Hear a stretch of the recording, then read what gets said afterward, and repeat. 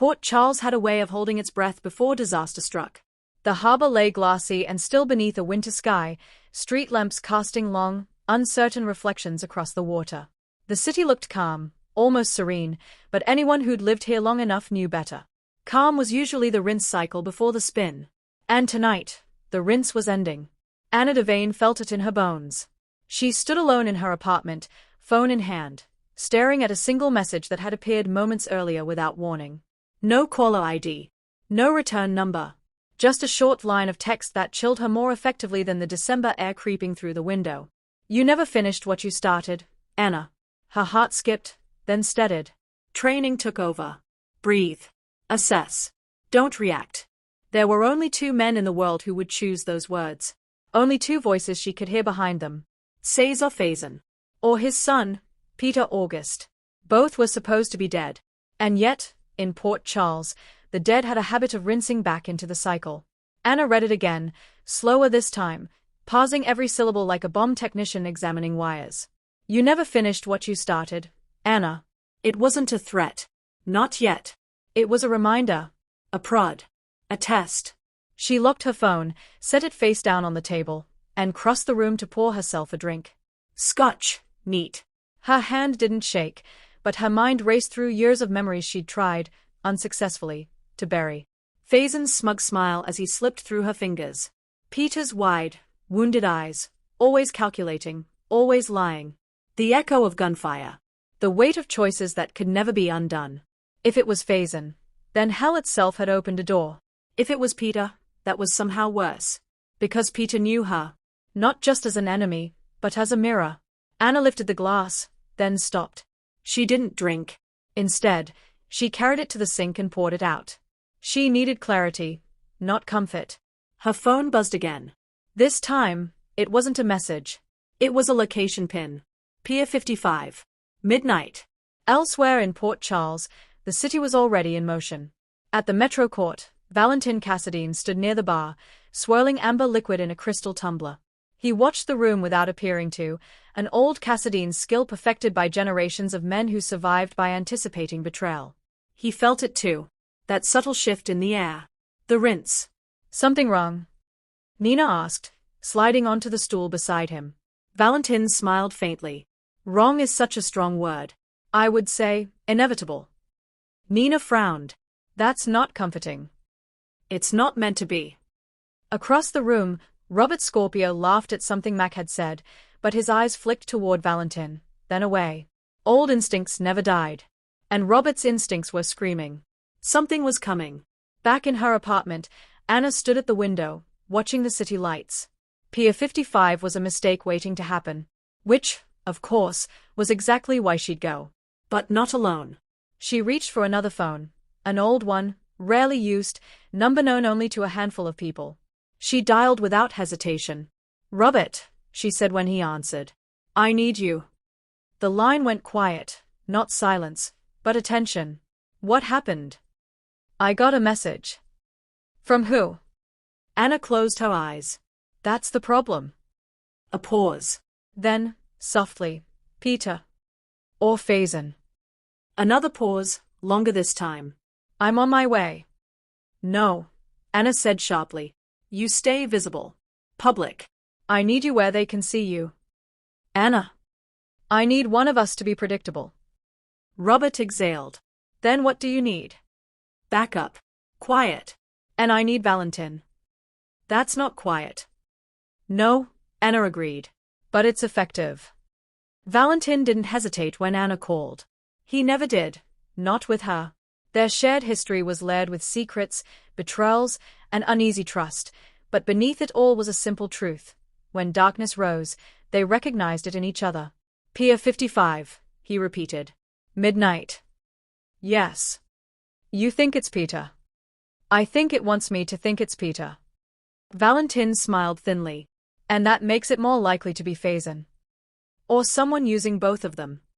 Valentin's eyes hardened. I'll handle logistics. I know you will. After she hung up, Anna allowed herself one moment of doubt. Was she walking into a trap because she believed she deserved it? Or because she believed she could end it? Miles away, In a dimly lit room that might have been a warehouse, or might not exist at all, a man stood before a wall of monitors. Each screen displayed a different corner of Port Charles. Traffic cams, security feeds, private cameras no one knew existed. He watched Anna's apartment, frozen on the moment she'd lifted her phone.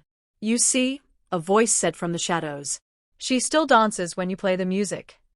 The man smiled, slow and deliberate. "That's because she taught me the tune." The voice chuckled. "Don't get sentimental, Peter." Peter August stepped into the light, or at least, the version of Peter the world remembered. Clean-cut, earnest, harmless, dead. "Sentimentality is weakness," Peter said. "You taught me that." "Yes," the voice replied. "And you taught me that death is flexible." Peter's smile widened. "Midnight," he said. "Let's see if she finally rinses clean." Fog rolled in thick and low, curling around the rusted pylons of Pier 55 like grasping fingers. The water lapped softly against the wood, deceptively calm. Anna arrived first, coat pulled tight, senses razor-sharp. She scanned shadows, listened for footsteps, felt the familiar hum of danger settle into her spine. "You're late," a voice said. She didn't turn. "I'm on time," Anna replied. "You're just impatient." Footsteps emerged from the fog, slow, deliberate. "You always did like control." That voice. Not Faison's gravelly menace. Not Peter's smooth deceit. Something in between. Anna turned. The man stepping into the light was older than Peter had been, but younger than Faison ever was. Familiar features rearranged by time and trauma. "Hello, Anna," he said softly. "Did you miss me?" Her breath caught. "Alex," she whispered. Alex Merrick, her twin. Long believed dead. Long mourned. "Surprised?" Alex asked, smiling sadly. "You shouldn't be. We never stay buried, you and I." Valentin watched from a distance, hidden in the fog, finger resting lightly against his earpiece. Robert was positioned 2 blocks away. Backup was in place. But something felt off. "Anna," Valentin murmured into the mic, "who is it?" Anna didn't respond right away. "It's Alex," she finally said. Valentin stiffened. "Your sister is dead." Alex laughed softly. "So were Faison and Peter. You see how that worked out." Anna took a step closer. "Why the message?" "Because you'd come," Alex said simply. "You always do. Guilt is such a reliable motivator." "And Peter?" Anna demanded. "Faison." Alex's smile sharpened. "Ghosts. Tools. Legends. Useful masks." "So you're the one pulling the strings?" "For now." Anna's eyes narrowed. "For what?" Alex gestured toward the water. "The rinse, dear sister. This city never quite cleans itself. It just cycles the same sins, over and over. I thought it was time for a deeper wash." A sudden movement in the fog, too fast. Valentin swore. "Anna, move." Gunfire cracked through the night. Anna dove as a bullet splintered the pier where she'd been standing seconds earlier. Chaos erupted, shouts, running footsteps, the scream of sirens in the distance. Alex didn't run. She smiled.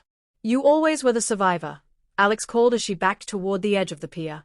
"That's why this has to end with you." Another shot rang out, closer this time. Valentin emerged from the fog, gun raised. "It's over, Alex." She looked at him, amused. "Is it?" And then she fell backward, into the water. Anna rushed to the edge, heart pounding, staring into the dark, churning harbor. "No," she whispered. "Not again." Divers would find nothing. They always did. By dawn, Pier 55 was swarming with police. Statements were taken. Evidence collected. But answers were scarce. Anna sat in the back of a squad car, wrapped in a blanket, staring at her hands. Robert stood nearby, watching her with quiet concern. "She wanted you to know she's still out there," he said gently. Anna nodded. "And that she's not alone." Valentin joined them, expression grim. This wasn't an ending. "No," Anna agreed. "It was a reset." She looked out over the harbor, the water calm once more. The rinse had finished. The spin was just beginning.